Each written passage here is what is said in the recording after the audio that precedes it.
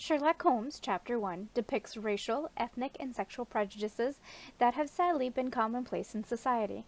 The game includes mistreatment of minorities and negative depictions of some cultures.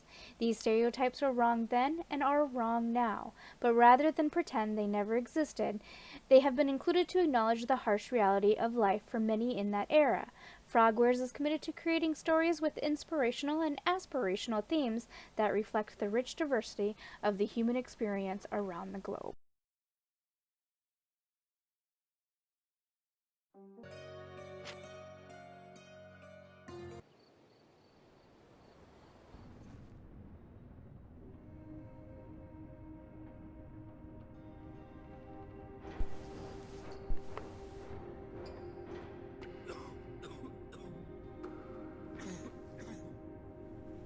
Ginger.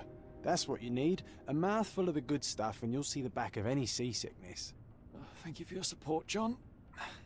Don't suppose you actually brought any ginger? No, I don't get seasick. Terrific. Don't worry, Sherry. We've almost arrived at Cordona. I can see land through the porthole. So much for docking by tea time. The captain seemed more interested in his maids than in his maps. Oh, is Sherlock grumpy? Cheer up. We're back where we grew up. It's exciting. What's changed? What's the same? Ugh. I'm starting to question whether the weeks-long journey was worth it. Travelling all this way, enduring this indignity simply to visit a grave. Even if it is my mother's. Ah, that's just Mycroft's nonsense, still rattling around in your head. Try to forget what he said. I have. I believe it was that this is a performative farce, a feeble excuse to avoid responsibilities, and that there was nothing to be gained from it. You needed to do this. Enough of the self-pity and doubt. So we're a little late. What of it?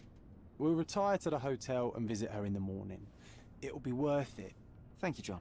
And if you want to notify the captain's wife of his indiscretions, I will not stand in your way. Ah, at last. I'm quite ready to get off this cursed boat. Come on. We'll go together.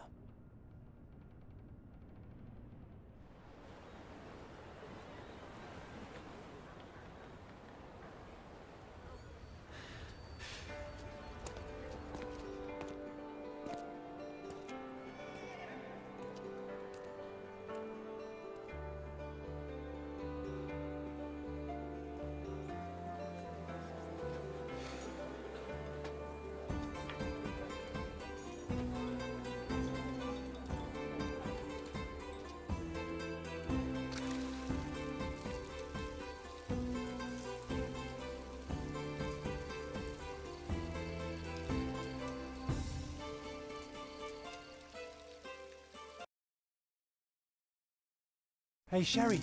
Come on, catch up. Yes, yes. Welcome to Il Palazzo di Lusso, sir. Welcome to Il Palazzo di Lusso, sir. We just need your signature. There you are. Ah, Mr. Holmes. Yes, we have room 221 prepared for you. I see it was reserved for 2 people. Would you like a second key? Oh, no, I think we'll stick together. Very good. Rooms are upstairs, sir. Welcome to Cordona. Hurry up, Sherlock. I want to see our room. I hope there's a balcony with a view.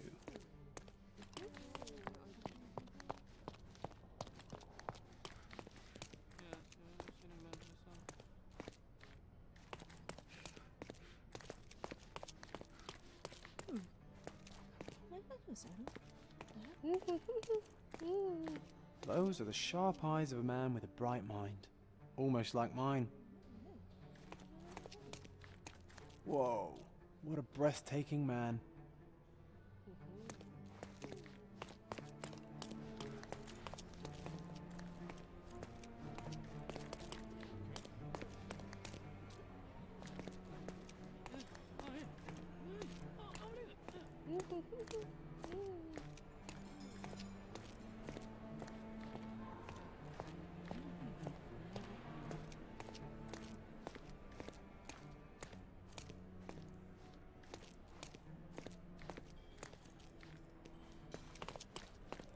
I apologize, sir, but your room is not yet ready.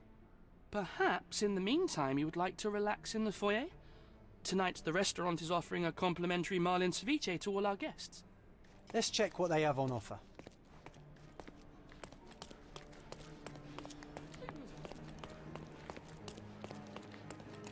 Hey, Sherry.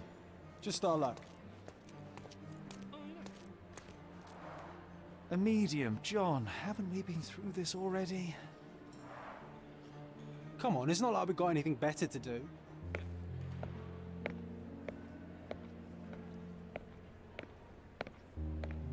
Excuse me, sir, but I believe Mr. Galich is conducting a séance at the moment. Perhaps you'd care to have your portrait drawn while you wait? Why? Pardon me? Why should I sit for a portrait? Sir, it's art. It doesn't need a why. It is its own justification. All things require justification, be they objects, systems, or beliefs. How about art as the lens through which we see the truth of the world? That's backward. Truth is not subjective and not complicated. It's just the truth. It either is or it isn't. You do not need a lens to see it, just an open mind. Ha! That seems rather close-minded. Truth, like beauty, is in the eye of the beholder. So tell me, what do you see? Mediocrity.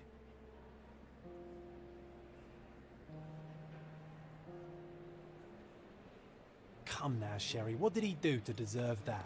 The servant mentioned ceviche at the bar, Sherry. You should grab us some, and I'll find us a table. I'm starving. Bacchus would find this place incredibly dull, don't you think?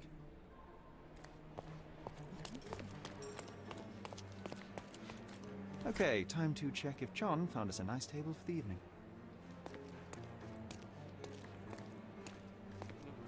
Sherry, I'm over here with my new Ursine companion.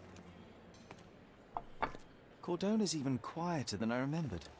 It's going to be a long evening. Ah, come now, Sherry. What say we amuse ourselves with a little game? What were you thinking? Oh, promise me it isn't nonsense. After being cooped up on that boat, I am itching for activity. No. As you can see, someone left a cane on our table. I simply thought you could identify its owner. Ah, so it is nonsense. It'll take me a minute, John, at most. Well then, you can deliver it to him as well. Deliver it to him? Then what are the staff here for? Aesthetics? Stubborn, Sherry, too stubborn. You wanted something to do. Slapping oneself in the face is also something to do. That doesn't make it worthwhile. But all right, let me take a look.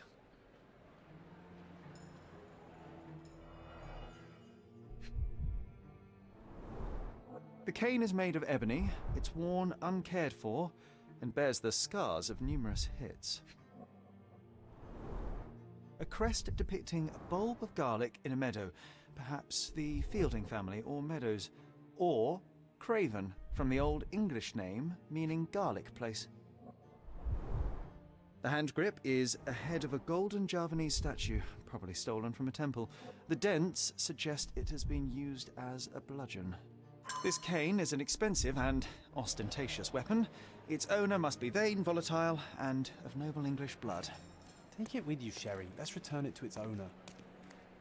All right, I hope you noted down your observations in your casebook. But how are you going to find this nobleman? The cane itself is not enough. I may have to ask other guests if they saw who was here.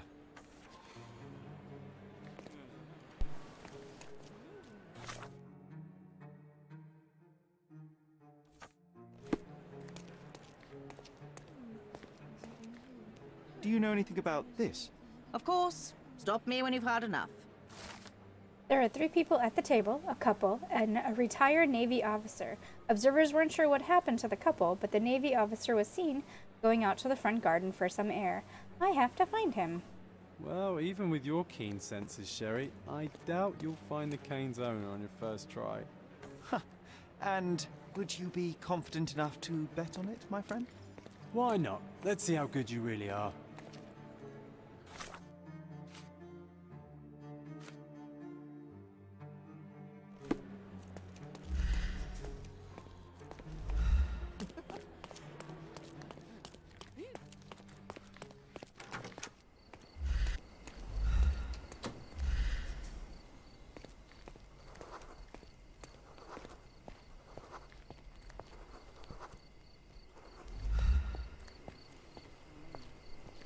Could you help me? My dear fellow, you're talking to the right man. The Navy officer, Mr. Rhodes, was sitting at our table with the noble couple. The men talked about yachting, and the lady was fidgeting with the cane. Perhaps she put it aside, and her husband forgot to take it when they went to meet the medium. Now I have a perfect excuse to enter the seance room. Hey, Sherry, don't we now have the perfect excuse to visit the seance? I'm just going to give the cane to its owner. You will not persuade me to take part in this show.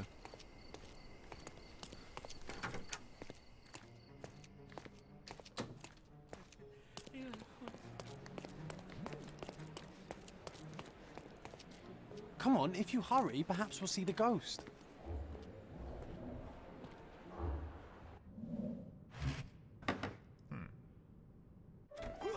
This hotel, this island, it's full of thieves.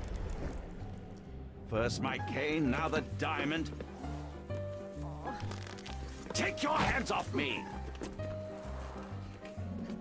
Do you even know who I am?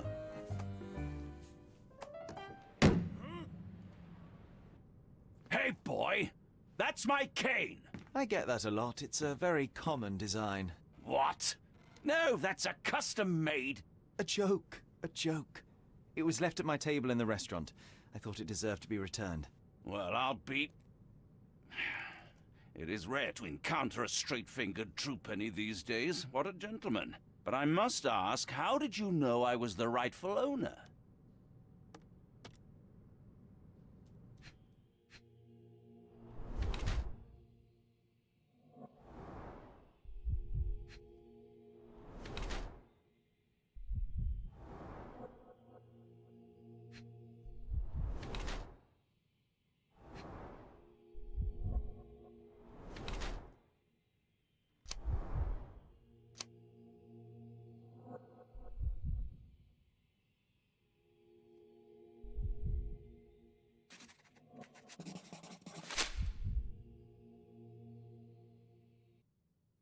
Simple deduction. Your cane told me everything I needed to know. I was after a strong, middle-aged man with a keen interest in adventure, noble blood, and affection for strong drink. And if one were to go further, one may even be able to extrapolate your name from your heraldic symbol, Lord Craven.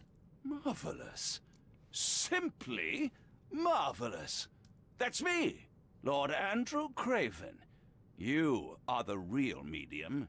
You hear that, Emma? Well, you found my cane. Perhaps you can locate my diamond, too. Yes, you should do it. It will be child's play for you, Mr. Holmes. And if a child can do it, then I'm sure the local police can suffice. The police? Why bother? I know this harlequin stole it. The only question is, where is it hidden? Fine. Give me my stick and I'll resolve the matter myself. This thief almost confessed after a single punch. I suspect a beating may result in answers of questionable veracity. Fine. I shall spare you and he the trouble if you first answer me this. How does a priceless diamond become the subject of a séance? It is an unusual accoutrement. Emma wished to speak with its former owners. My grandfather told us it belonged to a Rajah, an Indian king. So you were summoning long-dead Indian royalty, and, pray tell, you were expecting him to converse in English? To be frank, Mr. Holmes, I don't believe in ghosts. But Emma was fascinated by the idea of meeting a real king, even a dead one. Well, a crown is a crown. Can you describe the stone itself? A yellow diamond, not less than 100 carats, and perfectly egg-shaped. There is not another like it. You insist the medium robbed you during the séance. But what occurred exactly? Ah! It was a dirty trick. We were sitting here in the dark, chanting and holding hands, as expected. Then something began to appear from the medium, like a cloud or a bubble. The swindler called it ectoplasm. Ah, yes. Common in the spiritualist trade, and quite the spectacle. Indeed, perhaps too much. My beloved Emma screamed in horror, and I stood to defend her, attacking that cursed ghost. How brave. But my hand hit nothing. The medium jumped away from me, and Emma fainted. I lit the candle, and the diamond was gone. Stay here, and don't touch anything. I'm going to investigate further. Don't fret. I'll be keeping a close eye on this thief.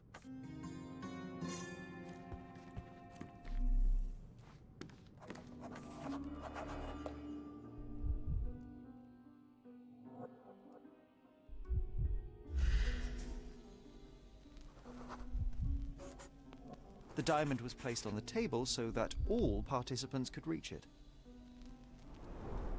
This must be the ectoplasm. Too bad there's not enough for a proper chemical analysis. Ectoplasm. The ghost was here, Sherry. Half a glass of Balblair scotch and the remains of a Paul Aranaga cigar. What else does a gentleman need? There are light traces of rouge on the edge of this wine glass.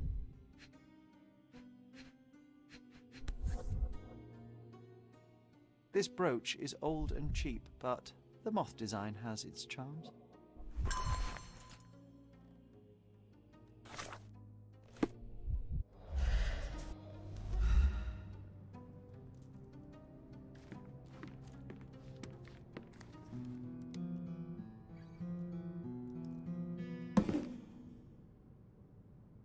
What happened here?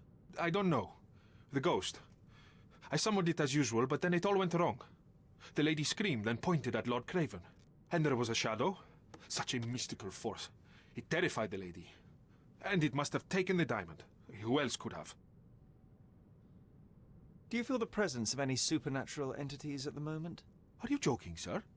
My nose is broken, this maniac wants to kill me, and you're asking about the spirits? I suppose this can wait. I will investigate, and the culprit will be identified. But the stubborn brute Lord Craven blames me right now. As if I could do something like that. Perhaps you can reason with him? Please? Seems like you're ready to delve into your mind palace, Sherry. I'm sure you'll make some good deductions. This hefty chair has nearly broken after hitting the wall.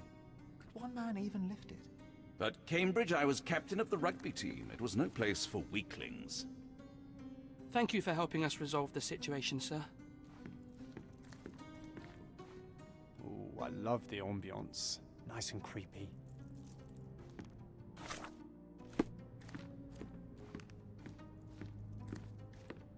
Pale skin, quickened pulse, unsteady breathing. She's barely conscious. The feebleness of women. Really, Sherry? Poor thing.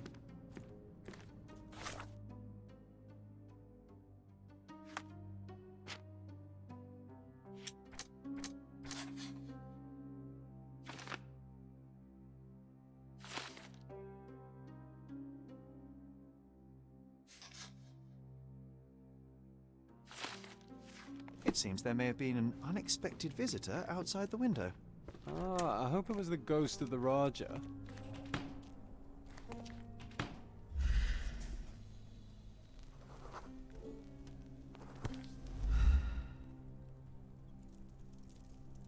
This looks recent. A shoe with a broken heel will surely leave scratches. All right, John. Do you think a ghost could leave this footprint? I'm reserving judgment. Use your keen eye to follow the trail.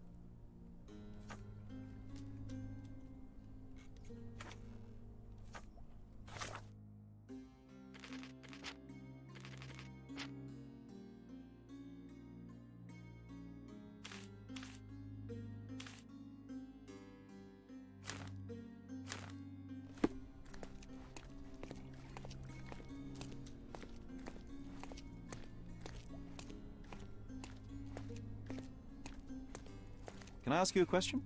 I can't help you with that, sir.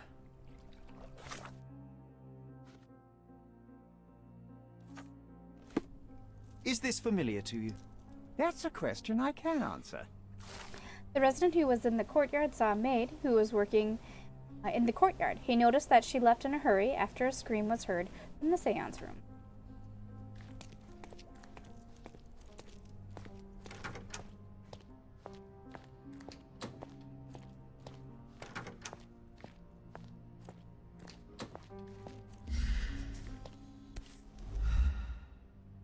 Size 4 with a broken heel.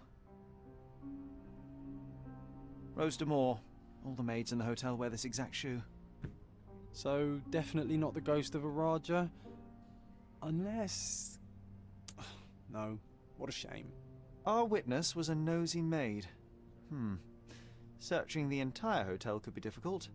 Perhaps the other maids can help us find her. This reminds me of the fairy tale, Sherry. Will you find your princess?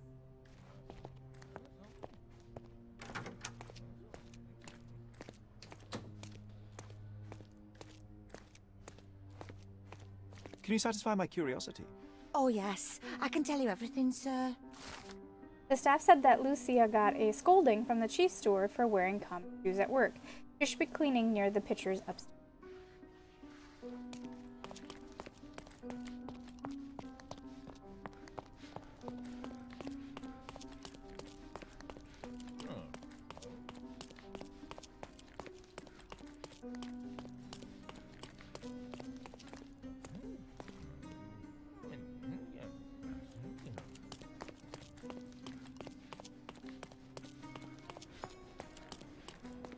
This painting looks authentic, but it's just a talented imitation. Finally, there you are. One would think a maid would be easy to find in this place. I'm sorry, sir. Do you need more towels? No, no. You are the maid who saw the ghost in the seance room, yes? How did you know? Simple. You changed shoes after breaking a heel while fleeing the scene. I'm sorry, sir, but if I may ask, who are you? I'm a novelist documenting the supernatural and those who witness it. Now, should you take a starring role in the tale, I will need your name.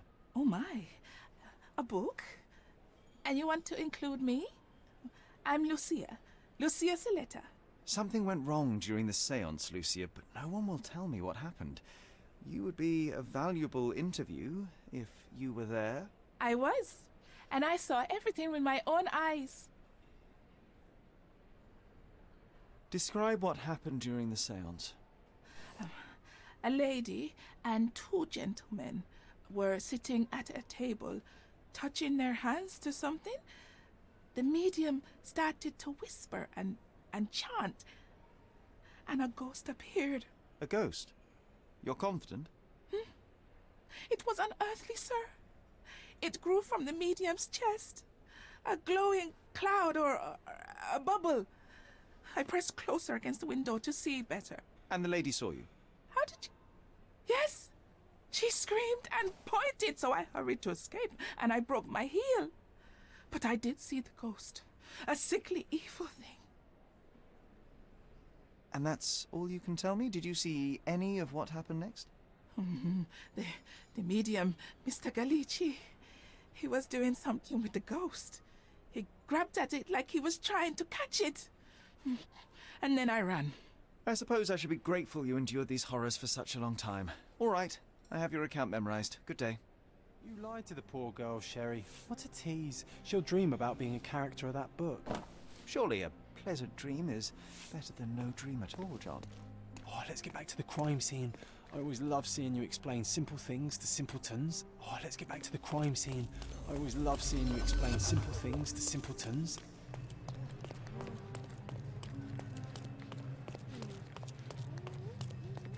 Lady Craven retired to her room to rest. Lord Craven remained here until the staff reported that the medium was locked in his room.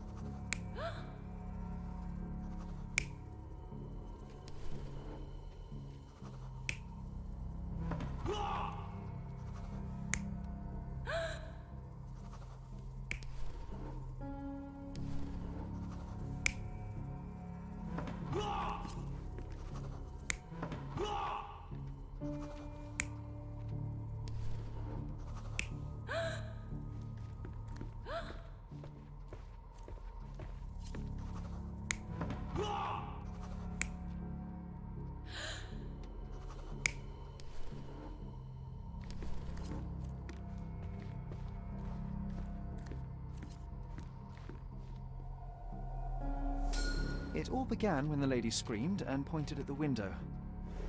Lord Craven jumped up, ready to face anything, ghost or human. The medium shrank back in dismay. He was not expecting such a reaction and had to quickly hide the ghost. The lady was the only one left touching the diamond, at least until she fainted. Amazing. It's like you saw it with your own eyes, sir. Oh, I forgot that you were here. I guess I should discuss all of this with Lady Craven. The Cravens are upstairs in room 226. It is one of our finest suites. If the lady was touching a diamond, then she would have felt the ghost take it. What do you think it felt like, Sherry? A jellyfish?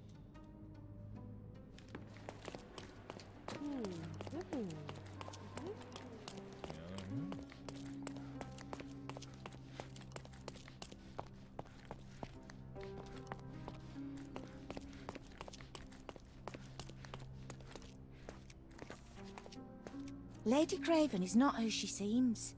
Remember her behaviour in the hall.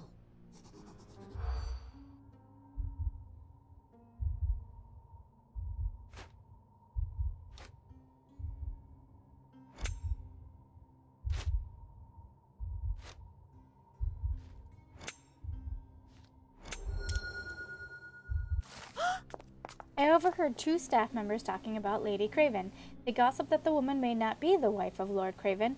By their observation, she was on the lookout during the evening while trying to get Lord Craven drunk. They also noticed that the lady was unsure on how to properly use a fish knife.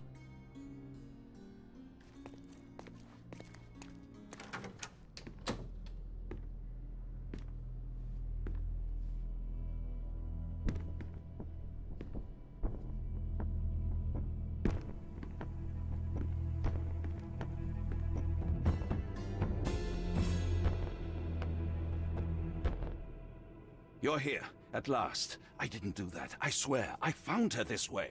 Well, I did have some questions for her, but it seems I've arrived too late. Now it's a matter for the police. Mr. Holmes, you said it yourself. They're children. They'll only make things worse. You promised me you would investigate. Investigate a theft, not a murder. Fear not. I will tell them all I've uncovered. Please, help me. The police will surely accuse me of Emma's death. You are the only one who can find the truth. Fine, but only because it's slightly more interesting than the walls of my room. Tell me what happened. Look, after you left, I waited in the seance room until the servants locked up Mr. Gallici, the medium. And was your mistress there too? Oh, so you know? I suppose I shouldn't be surprised. Regardless, the staff took Emma to her room. She was still feeling dizzy. So you didn't follow her. Interesting. Is Mr. Gallici still being held? And where did the servants secure him? He's in room 225. But that pigeon-livered man at the reception desk refused to give me the key. Well, I will have to visit reception myself then. Perhaps he will listen to reason. Where did you go instead? To the bar. It had been almost an hour. I see. And how long did you stay? I partook of a well-earned whiskey or two before retiring upstairs. Ask anyone there. Now we arrive at the tragedy at hand. So what transpired after your detour to the bar? I headed up to my room to find Emma on the bed. I didn't pay her much attention at first. I was still preoccupied with that damned medium. But when I realized she was silent, I drew closer and discovered she was dead. What's more, the diamond lay right there beside her. Oh, well, that is splendid news. Splendid? The return of the diamond will be cold comfort if I live out my days in a jail cell. You must help me. Let me see what I can find. Barely an hour has passed and you already have yourself a murder mystery, Sherlock. Why am I not surprised?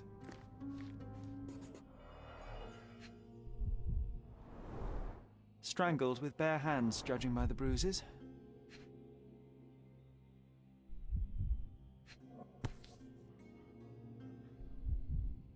This must be the missing diamond. A tremendous specimen, now forever tainted. Everything was tipped out of the bed as if it was searched. Do you think she stole the stone? It's certainly possible, but we won't get her confession now. Well, there is a professional medium right next door.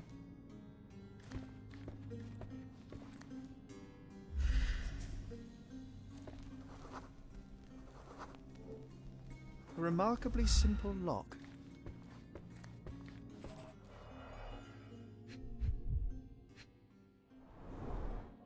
Fard Rouge Calomel Mascara, a real altar of beauty for the travelling temptress.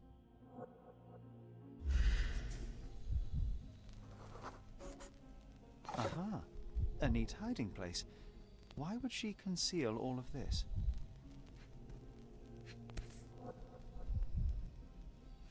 This ring looks out of place among the others, and the design is familiar.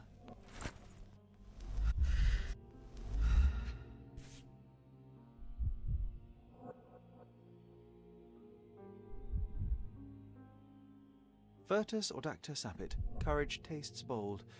A unique family motto. Several £1,000s, that's quite a fortune. The mystery deepens. A victim with a checkered past and poor taste.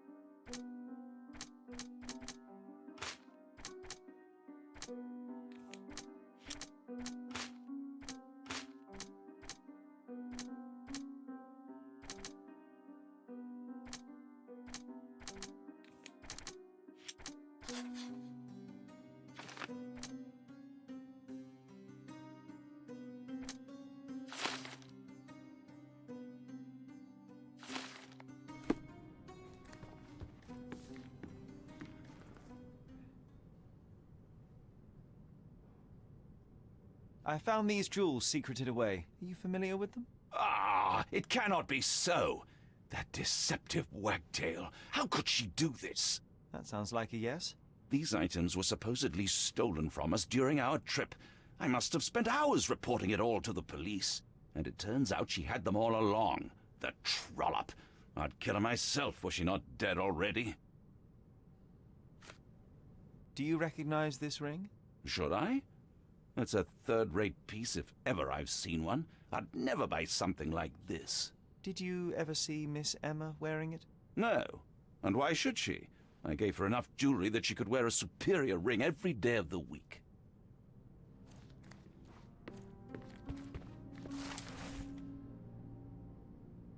Lord Craven, you promised me compensation for your gross misconduct in order to cover the cost of my treatment and quell the scandal.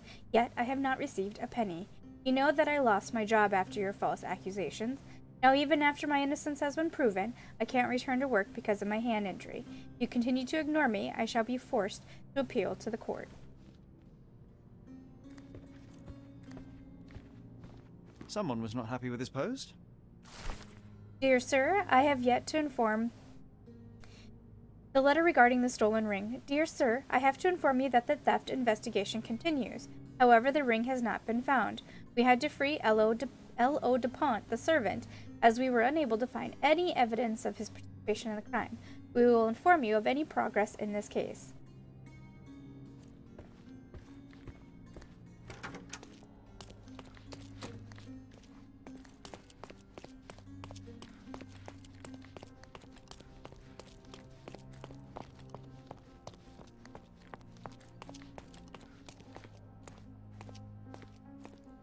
Give me the key to Luca Galici's room. I need to talk to him about the events of the séance. I suppose you are an impartial outsider. All right, but please do not give it to Lord Craven. We do not want to see our reputation damaged further. Awkward.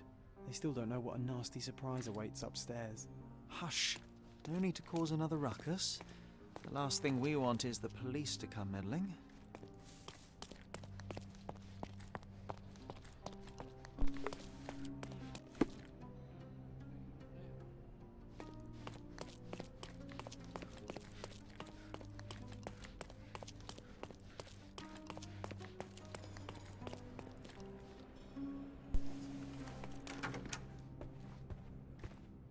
I'm afraid I can wait no longer to hear your account of the séance, Mr. Galici.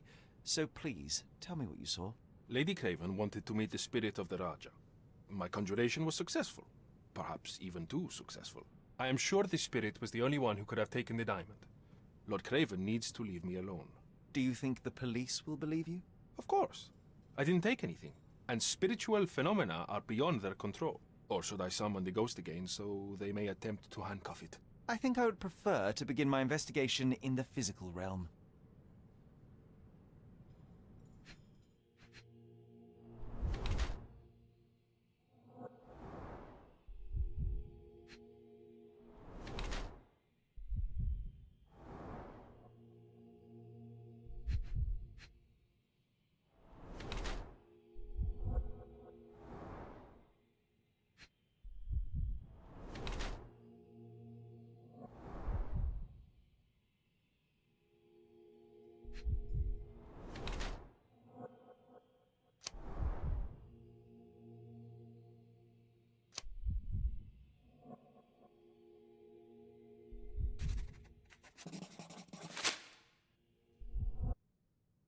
I have shocking news that changes your situation entirely. Oh, no, wait. What am I thinking? The spirits will have told you this already. I'm not in the necessary state for summoning. The spirits prefer clarity of mind and soul. Please, tell me. Lady Craven died in the very next room while you were in here. Did you not hear anything? What? How? In fact, I did hear noises. That Craven is a very loud man, but I never thought he would do that to his wife. Well, you claim to be a medium. Perhaps you could ask her spirit why. What? No, it's too dangerous. Oh well, at least I can make the dead talk. Those scratches on your hands look rather painful. What happened to you? It was those savage servants. They were so rough bringing me here as if I was trying to escape. When I'm free, I'll demand compensation. I need to go.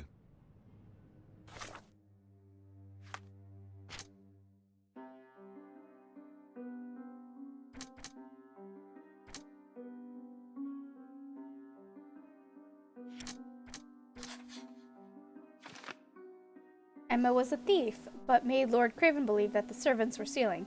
She'd done it throughout their trip. If their paths have crossed in the past, Luca would well know of Emma's predilection for thievery.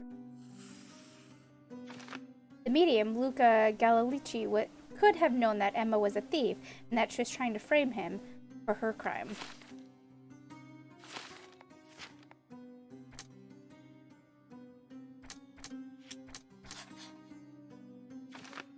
Luca's scratches were left by servants while roughly escorting Luca to be locked in his room. The servants mistreated and scratched him.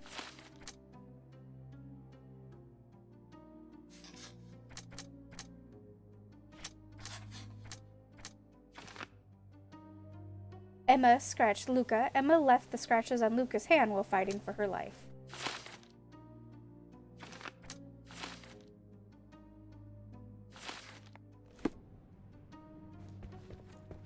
Do you always travel with your books, Mr. Gallici? I do. In my line of work, one needs resources available to help deal with the unpredictable and unworldly. You always take me to the best of places, Sherry. A familiar substance. It's the ectoplasm that stained the seance table, but this time there's enough for analysis.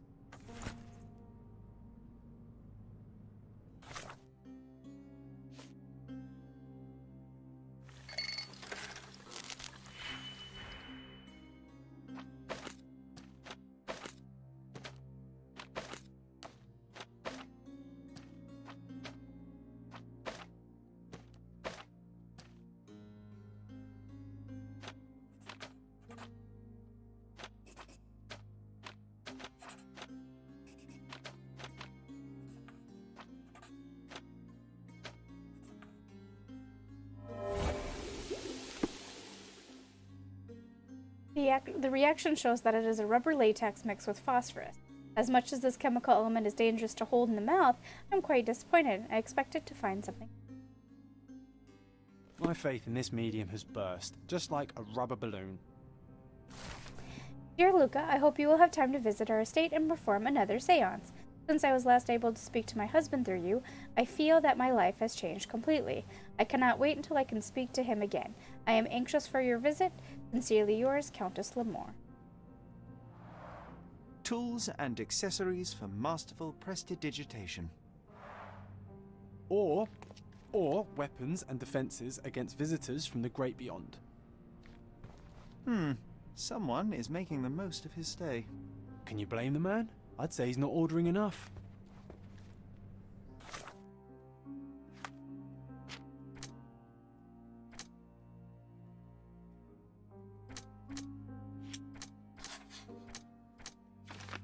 The lock between the two hotel rooms was weak. Luca could pick it easily.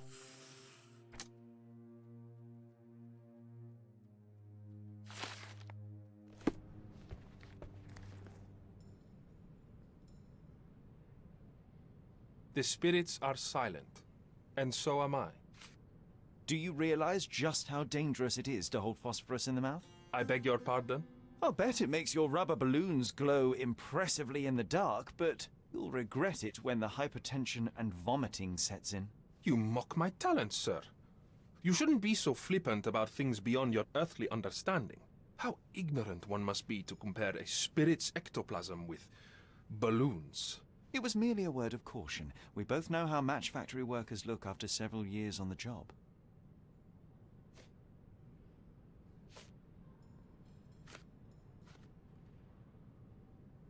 That's a remarkable pin of yours, Mr. Galici. Does it have any meaning? The butterfly? It's a reminder of a time in which I was truly happy. What a coincidence. Lady Craven had a ring with the same design. A coincidence indeed. I suspect it is a common theme in jewelry. This is all just a big misunderstanding. The spirits confirm it.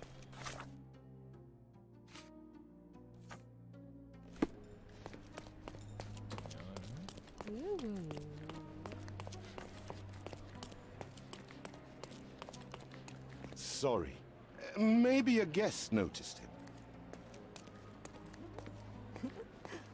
May I ask you something? That's a question I can answer. I found a witness who advises that Lord Craven spent only a short time in the bar after he left the seance room.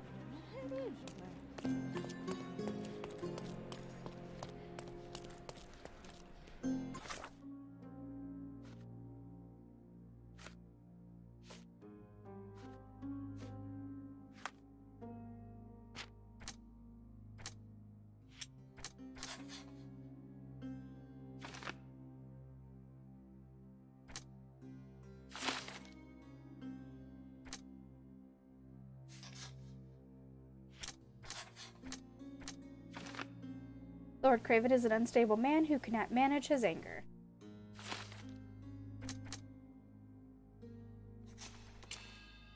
Luca Galalici is the murderer. Emma tried to frame Luca, the medium, for her theft of the diamond. In revenge, he killed her.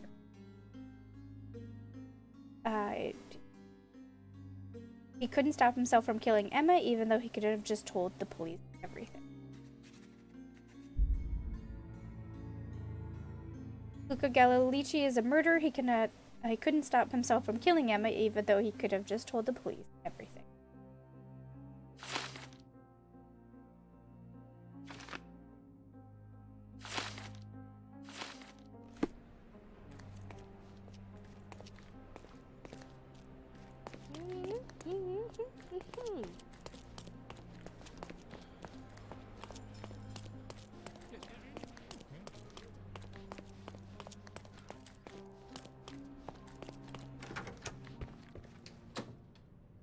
Luca Galici, I know you murdered Lady Craven, and I can prove it. That would be a grand story for the newspapers. But where's your proof? I was locked in here and could not hurt a fly. Yes, the locked room. Good of you to mention it. I inspected the door between the rooms, and the lock on it is piteous. You could open it with a penknife. So I am now a burglar, as well as a thief and a murderer? Your wrists are bloodied, and there's no way a servant's manhandling could cause such an injury. It was Lady Craven as you strangled her. You are fantasizing, Mr. Holmes. As for the motive, it's obvious that you deduced that Lady Craven was the real thief. Of course, it helped that this was not your first encounter with Miss Emma. I don't know what you're talking about. How on earth can you believe this? I think the police will easily find the proof when they browse their archives. It is done, Luca. You will be arrested. Your best strategy now is to confess and hope your reasons were justified. I don't know how you figured it out.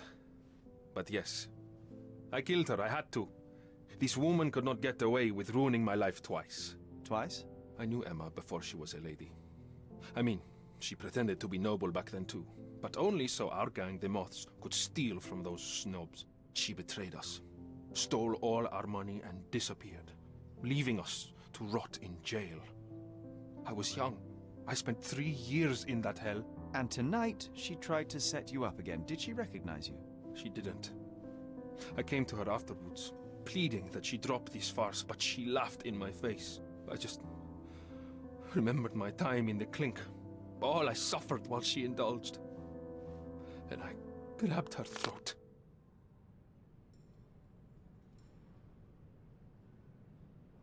Murder is murder, Luca. You could have told Lord Craven the truth and seen Miss Emma's downfall, but you could not restrain yourself. He would never believe me. We will never know. Still, perhaps a jury will be more easily swayed. If not, you'll get to see your friends in jail again soon.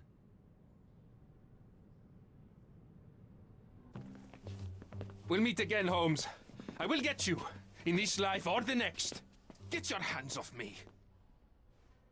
He murdered the woman who put him in jail. Should we be worried? Fear not, John. Unlike Miss Emma, I will see him coming. That was too much fun, Sherry. I'm buzzing. Buzzing. Wasn't it fun? A woman died, John. I was too slow to the truth, too hesitant to intervene. How can you... Oh, lighten up. Those people made their choices. If you swan about with a diamond in your pocket, that's what happens. Wealth is a weakness. So we must blame those who covet it. With enough money on the line, Sherlock, a man will do just about anything. Even murder. And then we get to solve it. I suspect you perhaps cannot grasp the true horrors of mortality, John. Oi, I am aware of my perilous existence, thank you very much. I must admit, even if the outcome of the adventure was imperfect, there was some pleasure to be had in the puzzle. Well, Cordona seems more depraved and decadent than we thought. I bet you'll get another chance. A bet, you say? Ah, a figure of speech. Just a figure of speech. Damn. Well, take one last look at the view, then we must be off. It's time to do what we came here for.